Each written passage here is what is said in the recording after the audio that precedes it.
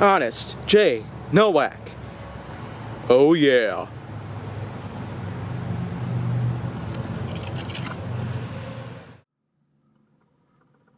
A pleasure to meet y'all at last, and welcome back to Honest J. Nowak.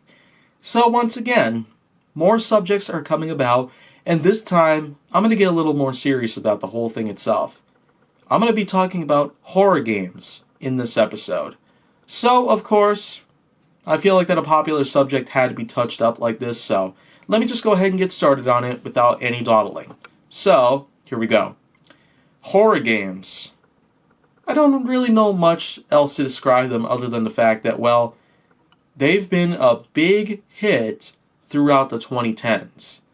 Horror games of all sorts, whether they be in first-person view or third-person view, or if they're shooter-based or if they're survival-based. I guess everyone out there happens to have a pick of their own, but at this point, it would be fun to simply talk about quite a few things that horror games happen to be good at. I guess the first thing about horror games that you might already notice is the fact that, well, they're scary. That's a pretty obvious one right there, and that's probably something I won't really go into more detail about, but I guess the big picture about the whole thing itself is that horror games have delighted us for many years now. The fact that the 2010s are all over now, and we're now moving on to the 2020s, it still does mean that we have ourselves priceless chunks of history coming about every which way. Horror games. And I could just point out quite a few already. Titles like Outlast, Resident Evil, Hotel Remorse, Five Nights at Freddy's, and Zombie Assault.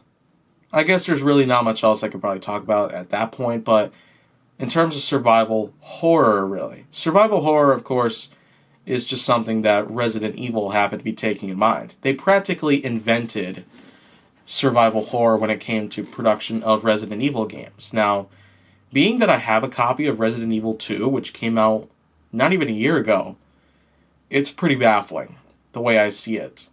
And there is going to be another Resident Evil coming soon, but right now, I'm just surprised. They were really able to put stuff through and really turn it into a great horror game for the new decade, pretty much. Even though it was a 2019 game, I could really see that game becoming a big cult hit. It is essentially just a remake of the original Resident Evil 2 from 1998, so as a matter of fact, the new game is actually set in the same year, 1998. So I guess that just gives up a little nostalgia factor right there, but in general, that game was just a huge sensation, the way I saw it. I first played through it as Leon Kennedy. I could tell you right now, it was incredible. The kind of survival horror that took place, including the many different death traps that took place, the kind of creatures that would come after you and try and kill you, as well as a few different boss fights. They were all just stunning. They were pretty cheeky, they were quite horrifying in most ways, but for the most part, they were just entertaining for me to play through. The many puzzles that took place also had a lot of beat to them, and they also had a lot of charm that might never be matched. Resident Evil in general, they're just known for the kind of puzzles that anyone would spend some time trying to figure out. But of course, this Resident Evil game that I have, it does not utilize the so-called tank controls, where it switches to every single angle possible and basically just has a lot of clunky, hard controls that would take so much time to get used to. Of course, when I played an original Resident Evil game, it was so hard to try and utilize those controls. I couldn't really play through it anymore.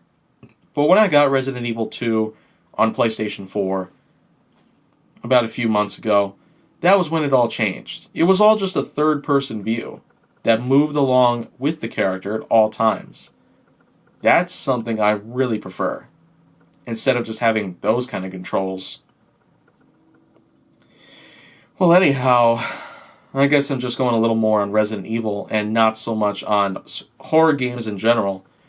I do happen to have a lot of, well, love towards those games in general, but I guess not every game can be a winner. Resident Evil does have the charm that will never be matched. Not only the fact because it was made by Capcom, which has already been known for Mega Man, Street Fighter, Dead Rising, and a few other different franchises, but, I mean, it was just an amazing game. Just pure amazing, if I say so myself. And so, that's just pretty much it in a nutshell. That's just my conclusion. Boom, done, over. If you want to see more go down on my channel, though, make sure that you like, subscribe, comment, follow me on social media, and stay on the Hollywood side.